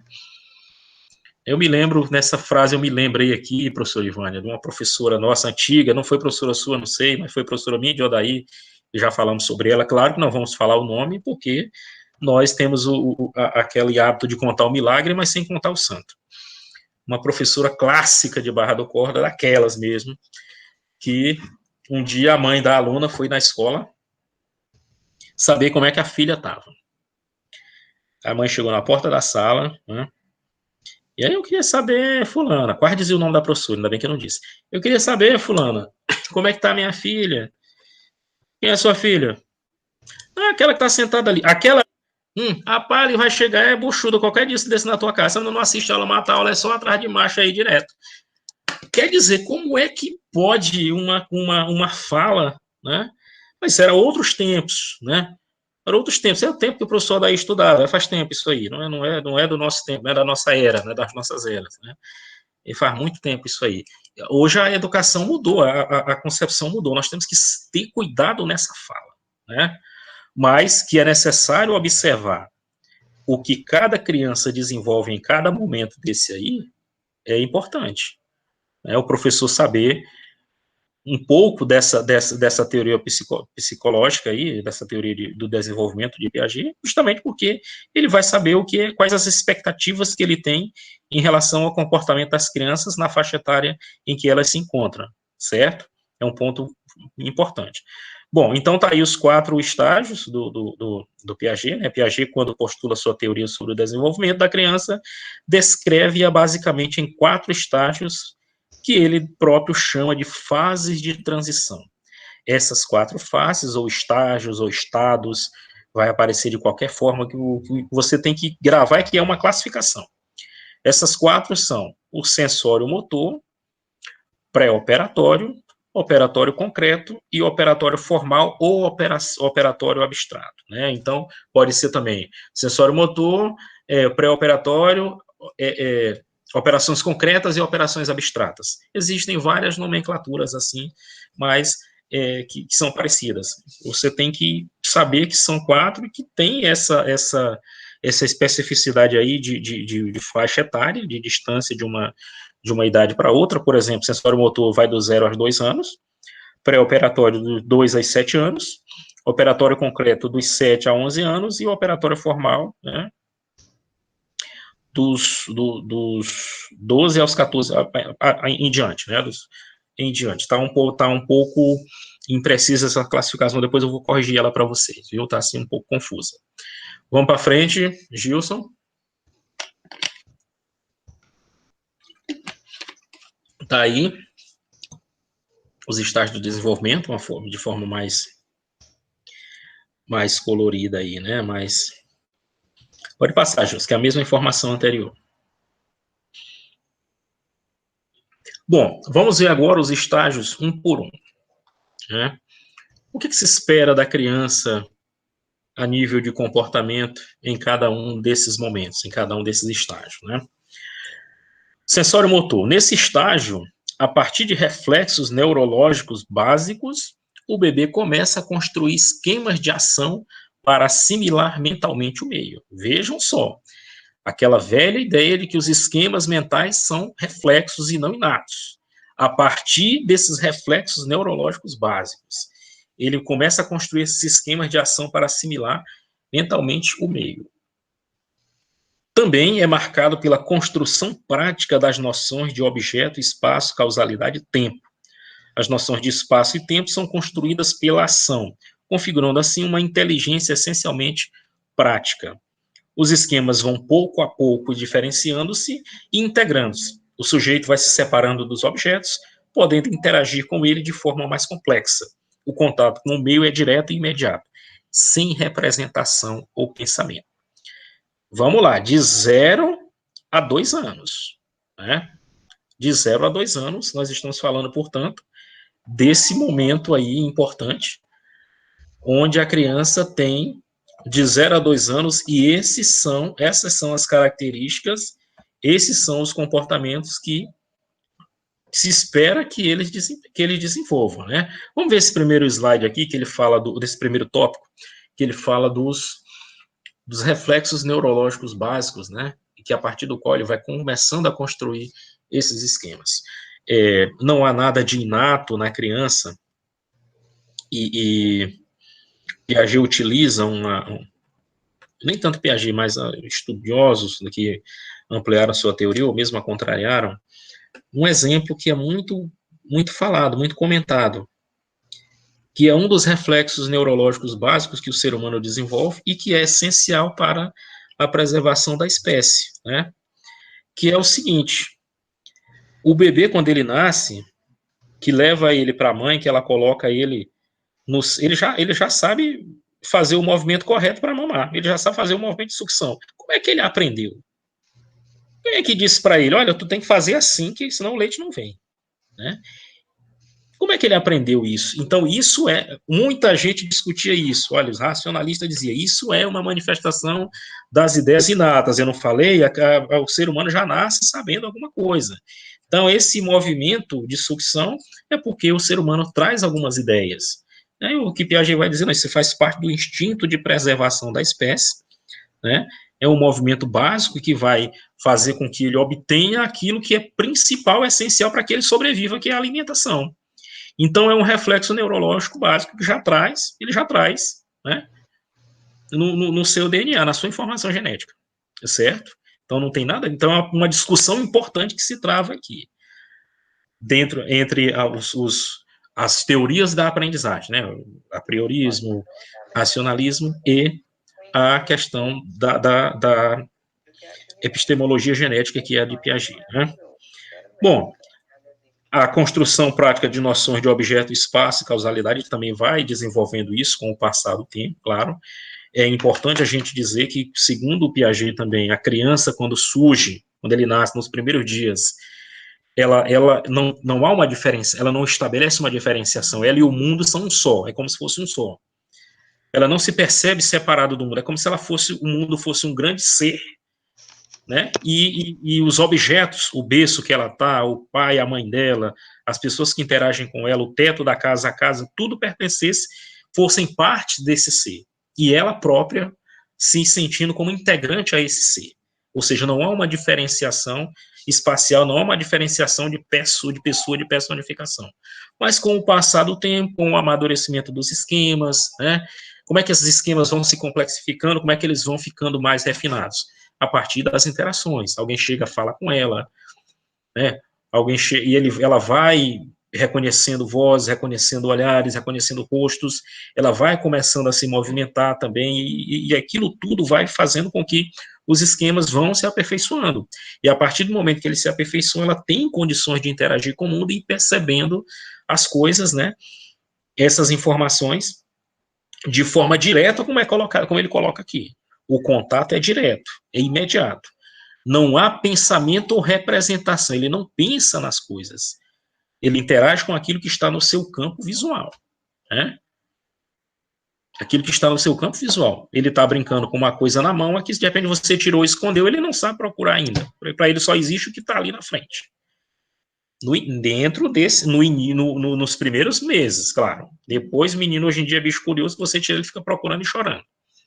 Mas nessas primeiras tentativas de compreensão da realidade, onde os esquemas ainda estão, de certa forma, simplificados, eles só se tornarão mais complexos a partir do momento que ele interagir e forçar, vamos usar essa palavra, a compreensão, os esquemas vão se ampliando e lhe dando essa capacidade de apreensão de mais informações. Vamos lá, Gilson.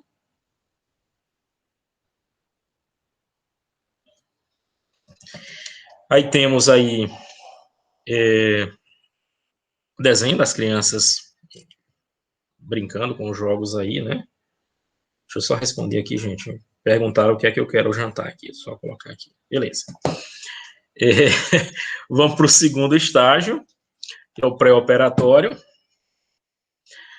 né? Nesta fase, que surge na criança a capacidade de substituir um objeto ou acontecimento por uma representação, e esta substituição é possível conforme Piaget graças à função simbólica. Assim, este estágio é também muito conhecido como estágio da inteligência simbólica. Contudo, a atividade sensório-motora não está esquecida ou abandonada, mas refinada e mais sofisticada, pois verifica-se que ocorre uma crescente melhoria da sua aprendizagem, permitindo que a mesma explore melhor o ambiente, fazendo uso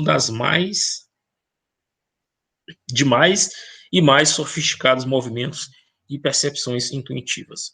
Bom, pessoal, se dentro do estágio sensório-motor, que vai do 0 aos 2 anos, a criança age a partir do mundo concreto, daquilo que ela vê no seu campo visual, daquilo com que ela interage de forma direta, sem ser pela via do pensamento, no estágio pré-operatório, que vai exatamente dos 2 aos 7 anos, o que que acontece? Há um aperfeiçoamento dessa atividade mental.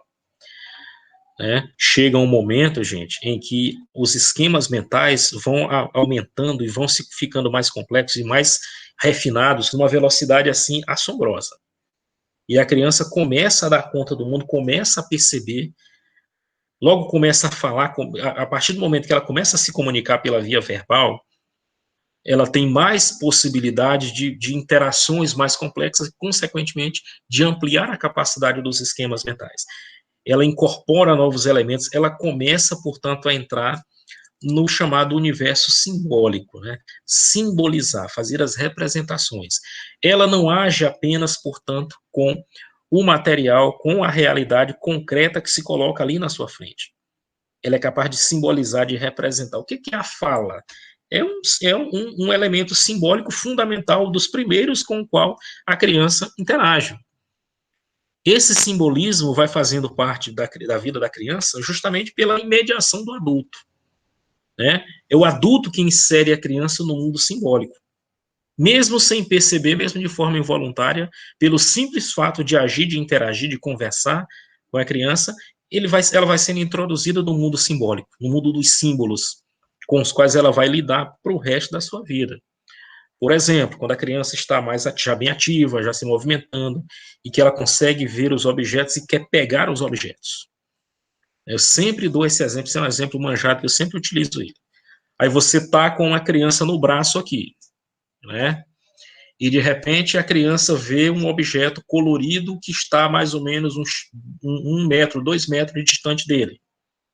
Assim, a 1,5 metro distante dele. Ele leva o braço, a criança leva a mão para o objeto. O adulto pega o objeto e coloca na mão da criança, dizendo ou pensando assim, ele está pedindo o objeto.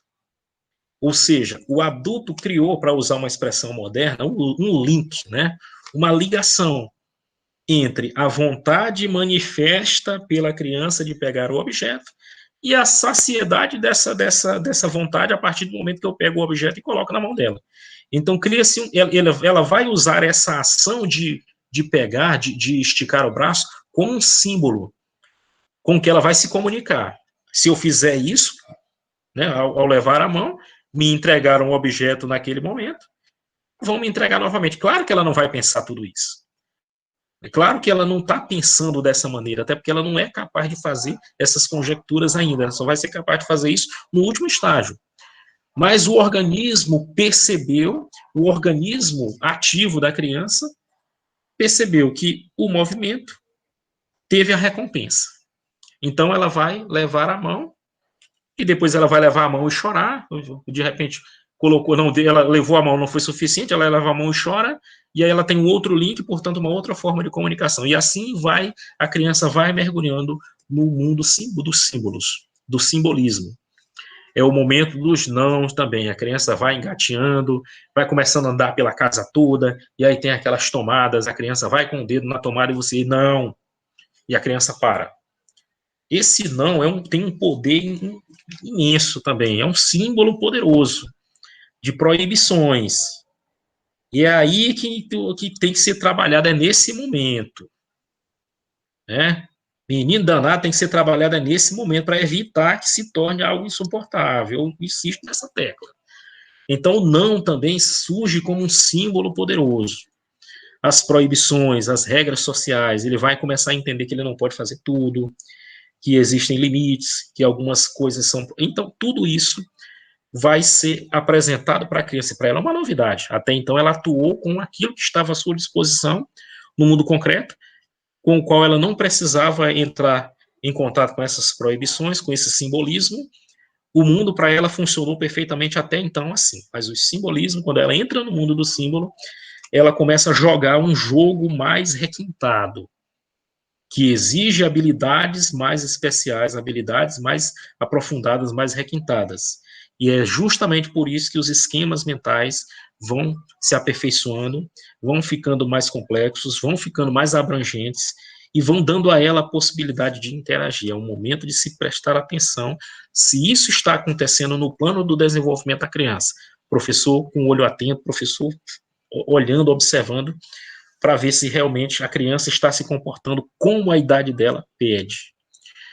Gente, não é fácil, não é brincadeira trabalhar numa turma de educação infantil de forma séria, de forma como tem que ser, de fato, né? Eu digo isso sempre com um orgulho muito grande, né? Eu, Ivânia e o Odaí trabalhamos num programa de formação de professores para atuar na educação infantil, e nós sabemos que nós tivemos contato com pessoas, com especialistas a nível de Brasil sobre isso, né? E que nos mostraram de uma forma muito clara, e as nossas leituras também nos mostram de forma muito clara, e o contato com a educação de outros países nos mostram também que a responsabilidade de quem trabalha com a educação infantil não é brincadeira, né? Para você ter uma ideia, em países de primeiro mundo, as pessoas para trabalhar com a educação infantil têm que ter um doutorado ou uma formação psicológica, porque justamente tem que entender essas teorias do desenvolvimento, para que o professor tenha as ferramentas suficientes para perceber se o desenvolvimento da criança está acontecendo a contento ou não, se tem algum retardo, se tem algum avanço excessivo. Ou seja, é necessário que nós possamos ter essas ferramentas. Infelizmente, infelizmente, a nossa formação é deficiente, é deficitária. Nós temos uma formação deficiente, né? Aqui, se eu, sem criticar, mas ao mesmo tempo fazendo uma crítica construtiva sempre, se eu for para um curso de magistério de 15 em 15 dias, num sábado, mesmo sem um professor ir lá ou indo e fazendo de conta que está dando uma aula, no final do curso eu tenho um certificado e eu posso fazer um concurso ou ser contratado para ser professor. E aí?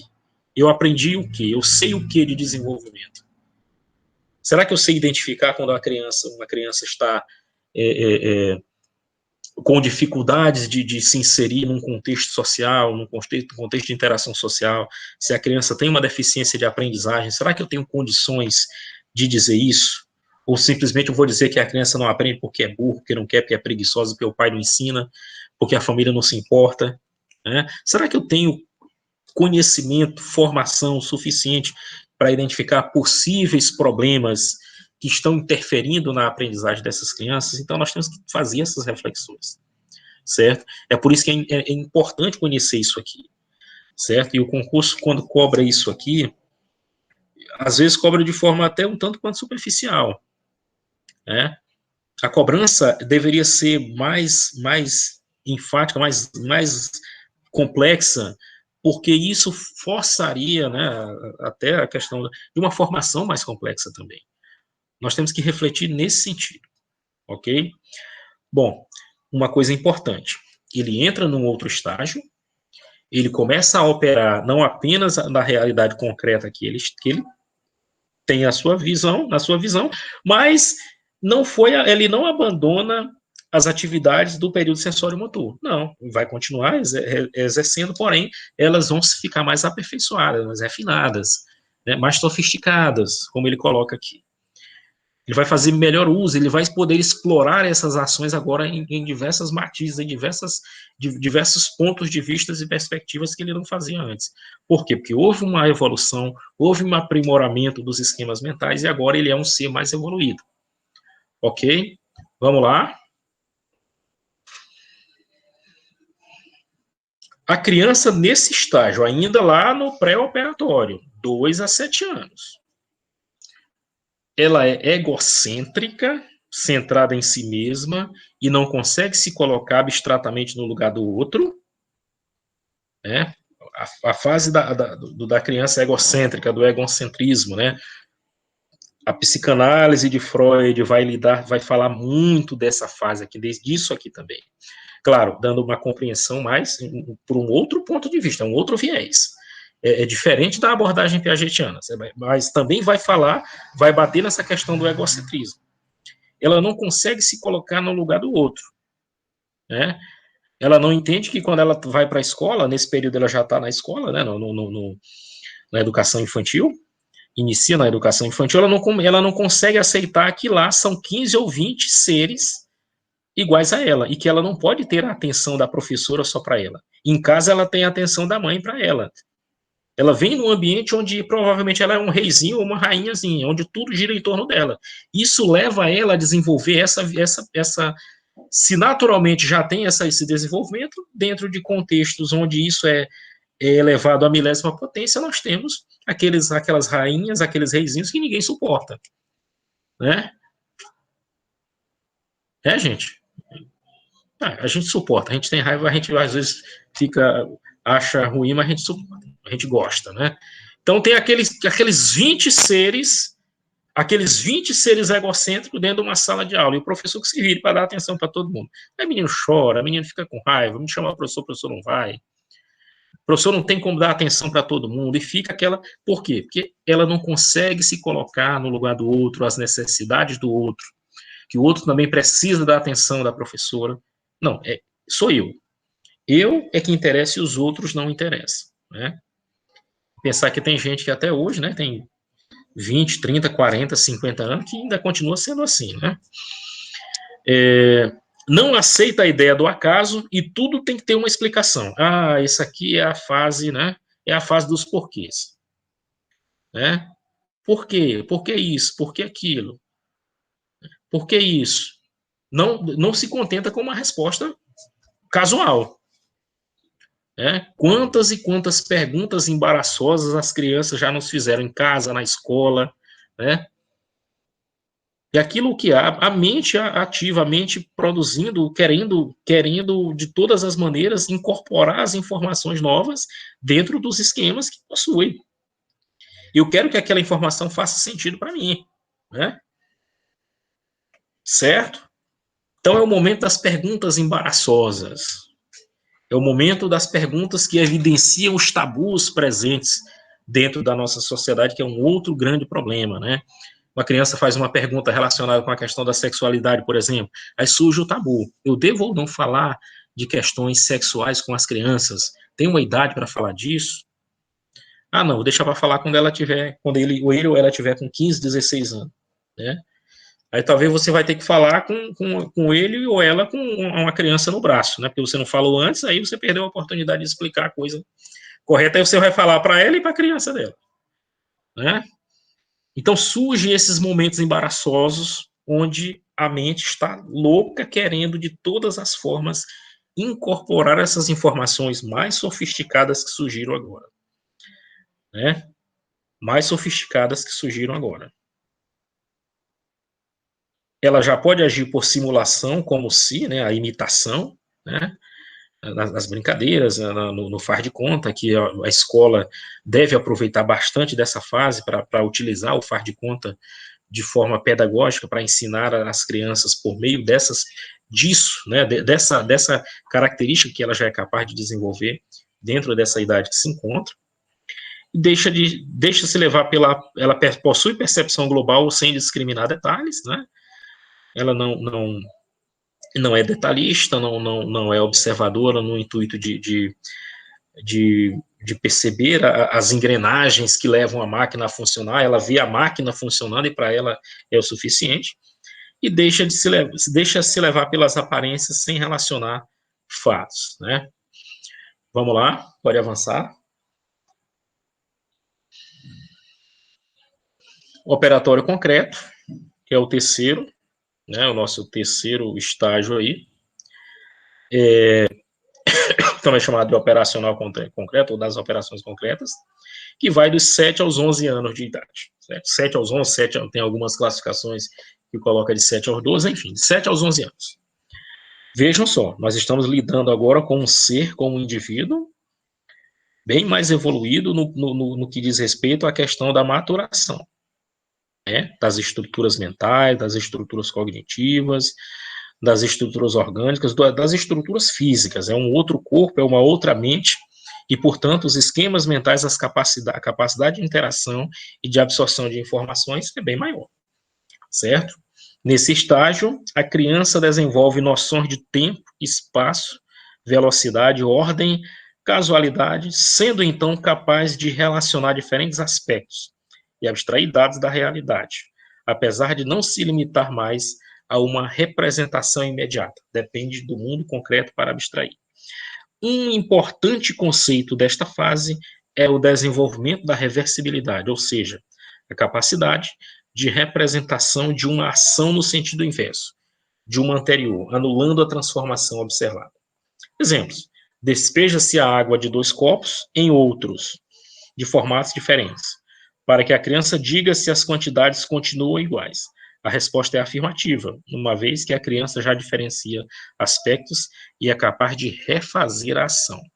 Essa mesma experiência, se você faz com as crianças nos períodos anteriores, né, no período pré-operatório, por exemplo, ela vai dar uma resposta negativa. Você pega, por exemplo, essa garrafa que eu tenho aqui, e se você pega um recipiente fino, mais comprido, e se você perguntar qual que pega mais água, com certeza ele vai dizer que é o maior, o mais comprido, por conta que ele não leva em conta o volume, né, a capacidade, vai levar o tamanho, né, a dimensão do objeto. Já nesse outro estágio, o que é que acontece? Ele consegue fazer reversibilidade. Ou seja, ele sabe se colocou o conteúdo da garrafa naquele outro copo, naquela outra vasilhame mais alongado, se eu despejar, vai ser a mesma coisa, porque eu acabei de fazer e coube naquele, se eu fizer o contrário, também vai caber, porque trata-se do mesmo líquido que será colocado apenas em recipientes com formato diferente, né? Aqui também nós vamos aproveitar para comentar uma coisa muito importante, né? Por que é que no nosso sistema de ensino, por que as matérias, vamos pegar a matemática, por exemplo, por que os conteúdos de matemática vão ficando mais, vamos dizer assim, mais difíceis a partir das séries que vão avançando, né? Por que se insere algumas operações, como a multiplicação e a divisão, apenas quando os alunos estão já na segunda, terceira série, né? Justamente por conta desse estudo, desses estágios. Em determinados momentos, as estruturas mentais não são capazes de fazer algumas operações. Então, não tem sentido você colocar para crianças que não têm esses esquemas mentais desenvolvidos para realizar essa operação. Nós só podemos submeter a criança a essas operações quando ela tiver a idade, né, X, aqui no caso de 7 a 11 anos, porque as estruturas mentais estão amplamente desenvolvidas e ele já é capaz de fazer essas operações. Então, o que estudar, quais conteúdos podem ser abordados, aplicados em cada série especificamente, tudo isso é baseado também, não só, mas também em elementos importantes da teoria de Piaget. Avançando.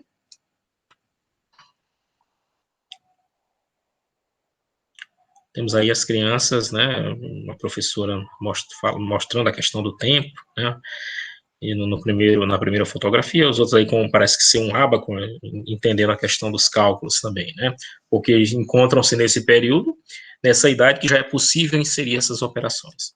E nós vamos para o nosso último estágio, né, que é o estágio das operações abstratas, ou operatório abstrato, né.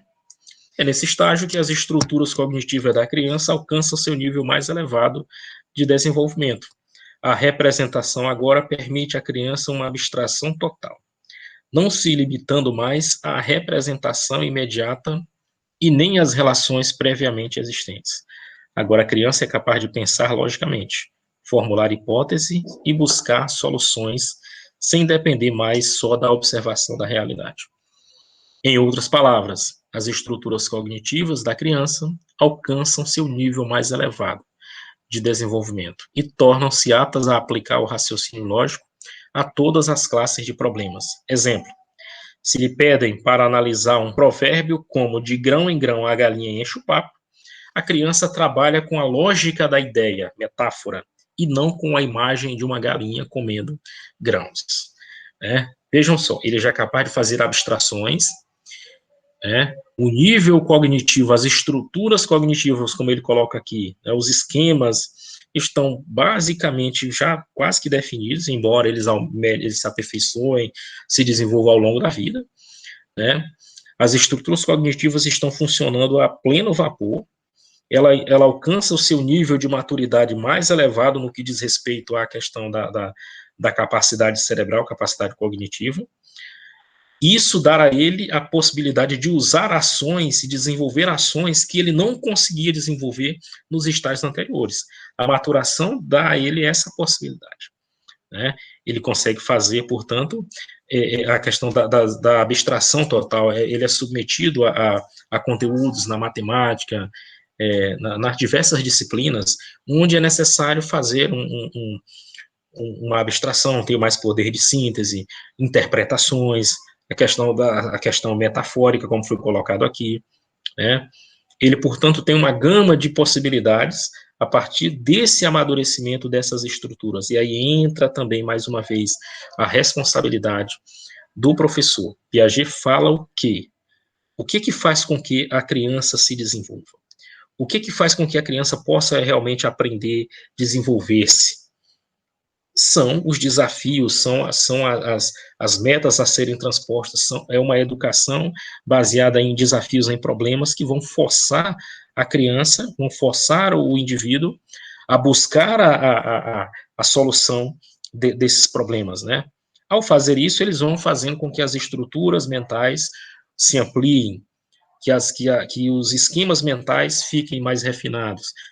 Então, aquela velha ideia da assimilação, da acomodação, a equilibração, ainda continua ativa aqui, mas em outro nível. É dentro de uma outra ação agora. Não se trata de compreender simplesmente os objetos, incorporando-os a conjuntos pré-definidos, né? Incorporar, por exemplo, um cachorro ao conjunto dos animais. Não. Agora, as ações são bem mais complexas. Envolve outras ações, atividades, atitudes mentais, né, na composição desse conhecimento que é bem mais complexo e, portanto, bem mais difícil de ser aprendido, mas ele está com a mente funcionando a pleno vapor, como nós colocamos, e as estruturas funcionando também de forma precisa. Então, uma educação desafiadora, que possa propiciar à criança o trabalho mental, a superação desses obstáculos e a evolução dos esquemas mentais, dando a ele a possibilidade de aumentar o seu repertório e assim aumentar a sua gama de conhecimentos, né? Vamos lá, Gilson, nosso último slide, eu acho. Aí nós temos um esquema que eu coloquei aqui para finalizar, né? Observem aí, ela coloca uma espécie de cruz, essas duas setas aí que se interceptam, formando uma cruz, 4 ângulos retos, vamos dizer assim, da ideia de ciclo, né? Primeiro estágio sensório-motor, nós temos aqui o egocentrismo, que vai estar aqui na seta da esquerda, né, que está aqui para a esquerda. Entre esse egocentrismo ativo e o concreto fenomenalismo, tem a aprendizagem, né? Aprendizagem nativa. O estágio sensório-motor, portanto, se dá nesse primeiro quarto de ciclo aqui, onde vai do egocentrismo ativo até o fenomenalismo. O que é fenomenalismo? É a capacidade que a mente vai ter de absorver os chamados fenômenos, as manifestações da realidade, ou seja, agir dentro do concreto.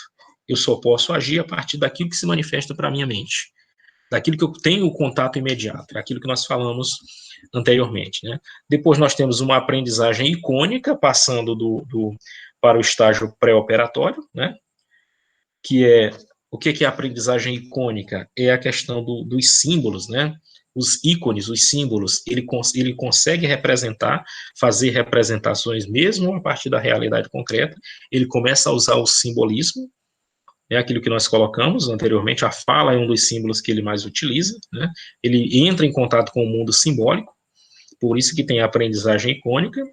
Reflexão internalizada, aí vemos para o terceiro estágio, onde tem a aprendizagem indutiva, né?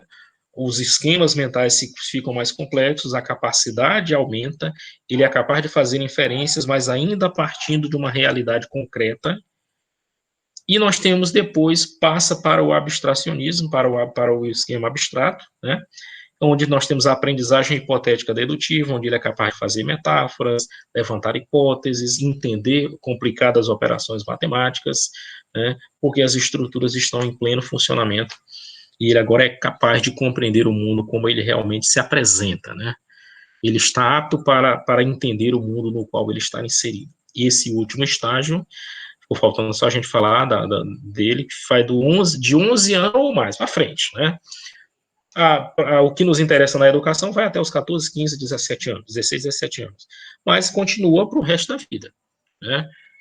Piaget é uma teoria de desenvolvimento, vai falar das outras etapas da vida do ser humano, mas para a educação só nos interessa essa daqui, pelo menos para a educação básica, né, que vai até o ensino médio. Bom, nós encerramos aqui, esse é o nosso último slide, foram 30 slides aí, assim, foi um pouco rápido, alguns outros nós demoramos um pouco mais. Faltam 2 minutos ainda para as 9. Não sei se tem alguma pergunta aí, Vânia, acho que não, está mais tranquilo. Oi, professor. Não tem nenhum Tem questionamento, não, só né? a sua aula magnífica. Certo. Que bom que as pessoas estão gostando. Hoje a gente está assim, não deixamos essa, vamos dizer assim, ausência do público que tínhamos antes, né? Até porque nós sabemos o seguinte: se tem 10 mil inscritos no concurso, nós só temos 200 concorrentes. Pode ir por mim. 9.800 é só para botar o nome lá. Então, o público que está aqui é o público que realmente quer e que vai continuar conosco, né? Que os outros pudessem vir, seria maravilhoso para sair dessa quantidade de alunos que só fazem inscrição. Nós queremos que temos muitos concorrentes. E nós, tanto faz dar aula para a gente que é acostumado com o ensino fundamental, médio e superior, Ivânia, para nós tanto faz dar aula para 2 alunos quanto para 2.000, né? Verdade, A gente professor. não O tem isso. Então, importante é não é isso? eles estão conosco e querem aprender, não é isso? Exatamente. O que importa é isso. Se E a tiver um. quantidade, o que vale é a qualidade, não a quantidade. Exatamente. Muito bem. Né? E quantidade mesmo, quantidade só é melhor que a qualidade quando é quantidade de dinheiro. Aí a gente não está importando qual é a qualidade do dinheiro, pode ser nota rasgada, a quantidade é sempre o dinheiro, é sempre melhor. Então, encerro por aqui, Vânia. Devolvo para você finalizar aí de forma bem mais clássica, e um abraço a todos, né? Estamos aqui e na próxima terça-feira tem mais. Né? Um cheiro. Certo. Nós queremos, de uma forma assim especial, agradecê-lo, viu, professor Cláudio, pela sua excelente Obrigado. apresentação. Só elogios aqui no chat do YouTube.